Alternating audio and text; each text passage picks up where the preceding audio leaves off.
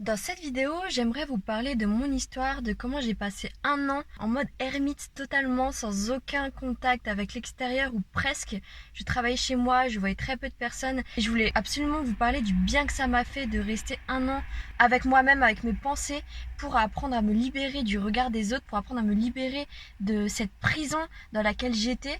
Cette prison au niveau de l'image que je voulais projeter, l'image que j'avais de moi, que je voulais montrer au monde. Je pense que ça pourra aider beaucoup de gens à se sentir libres et à profiter de la vie sans se soucier du regard des autres.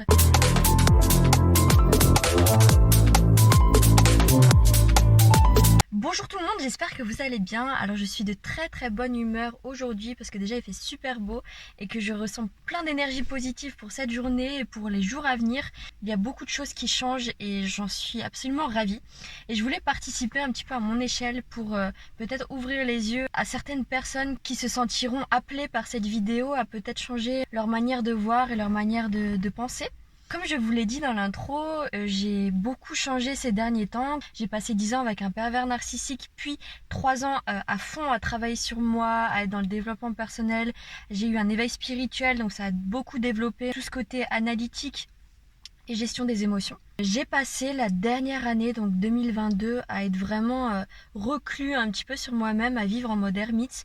J'avais tout simplement pas envie de sortir et je me reconnaissais plus avec les personnes avec qui je passais mes journées.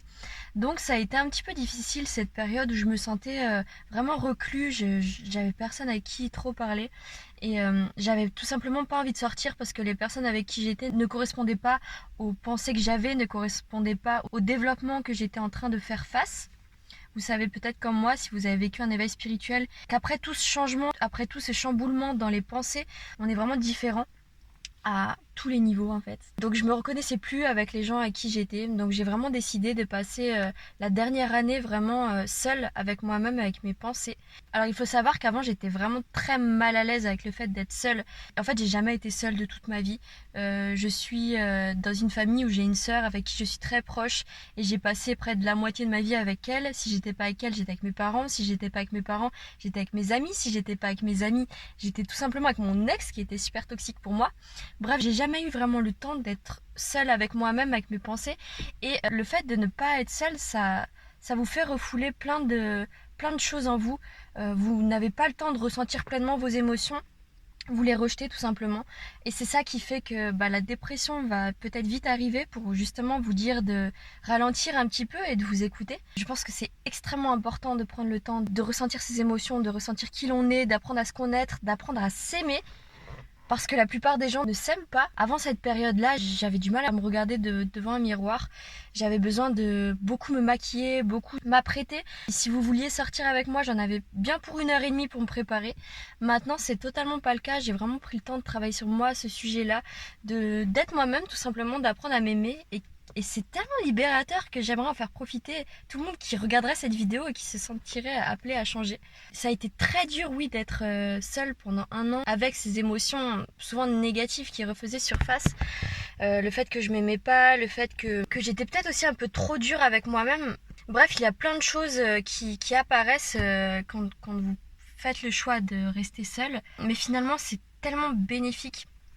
Parce que oui, cette période va beaucoup vous faire souffrir parce que vous n'avez pas l'habitude d'être seul, peut-être que vous êtes dépendant affectif comme je l'étais auparavant, mais c'est le seul et unique moyen de changer. Si vraiment vous êtes motivé et que vous n'avez plus rien à perdre et que vous avez absolument besoin de changement, le fait de prendre du temps pour soi, je vous dis pas de comme moi de prendre un an en mode ermite. Moi il m'a fallu tout ce temps parce que peut-être j'avais beaucoup de choses à découvrir sur moi-même, mais ça peut seulement vous prendre 1 mois, 2 mois, voire quelques semaines ou seulement quelques jours. Mais c'est extrêmement important pour apprendre à se connaître, apprendre à s'aimer. Apprendre à connaître ses pensées. Durant cette période où je me suis un petit peu effacée du monde, c'est là où je me suis permis de briller et j'ai commencé à sortir pas maquillée, à tout simplement m'en foutre du regard des autres parce que pour moi je faisais plus partie de ce monde, j'étais vraiment tellement en mode ermite que j'avais mon monde à moi.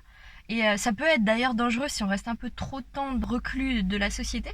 Mais si jamais vous avez un but derrière, je pense réellement que c'est super bénéfique pour vous. Alors comment j'ai réussi réellement à me libérer du regard des autres? En fait, quand j'ai été dans cette phase d'ermite, J'étais tellement en contact avec peu de personnes, hormis moi-même, que je me suis focalisée sur seulement mes besoins, mes envies. Je me suis focalisée sur ce qui me nourrissait. J'ai totalement effacé ce qui m'empêchait d'évoluer, totalement effacé ce que je pensais qui était bon pour moi, mais au final ne l'était pas. Et tout ça, ça demande vraiment une rétrospection sur soi-même, ça demande vraiment d'apprendre à se connaître.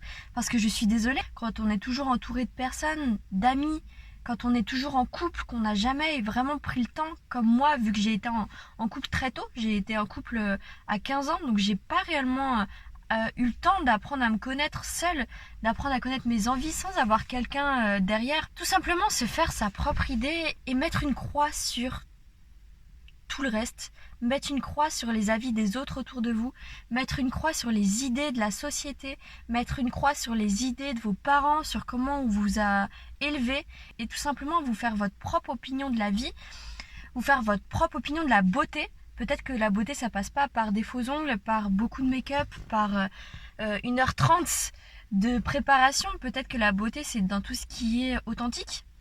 C'est ça que j'ai appris durant cette période, que l'authenticité pour moi avait énormément de valeur, que la vulnérabilité n'était pas une faiblesse, que la vulnérabilité pouvait vraiment être un super pouvoir dans ce monde actuel, parce que c'est dans la vulnérabilité qu'on trouve l'authenticité d'une personne.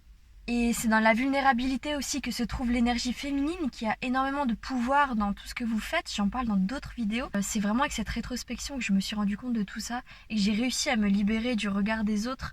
Maintenant, j'en ai absolument rien à faire et j'ai vu les changements dernièrement parce que je commence petit à petit à retourner à la vie, on va dire. Je commence à me resociabiliser, à me refaire plein d'amis. Je suis quand même très sociable. Je prends beaucoup de plaisir à être avec d'autres personnes autour de moi. Je suis vraiment en train de récolter les fruits de mon travail et du fait d'avoir pris le temps d'être patiente et d'avoir pris le temps de faire cette rétrospection. Donc surtout, soyez patient, ne soyez pas pressés. Oui, la vie est courte, mais vous êtes là pour faire de grandes choses. Vous êtes là pour apprendre à vous connaître, apprendre à vous aimer. Je pense que pour finir sur une note positive, ça sert à rien de vivre une vie où vous êtes tout le temps pressé, où absolument vous vivez en mode one life, je dirais, en mode on n'a qu'une vie. Si dans cette vie vous ne vous aimez pas, si dans cette vie vous ne vous respectez pas, et en y réfléchissant, c'est quoi un an dans une vie où il me reste peut-être plein de moments à vivre et je pourrais les vivre de façon totalement libérée, je pourrais les vivre de façon où je m'aime profondément, et c'est ça qui permet de vivre des choses intenses sans être bloqué par des émotions négatives qu'on ne prend pas le temps de ressentir tout simplement. Surtout, n'oubliez pas de vous abonner, vous me rendrez vraiment service, de liker et de commenter, de me dire ce que vous en pensez. Je vous fais de gros bisous, prenez soin de vous et à très vite pour une prochaine vidéo.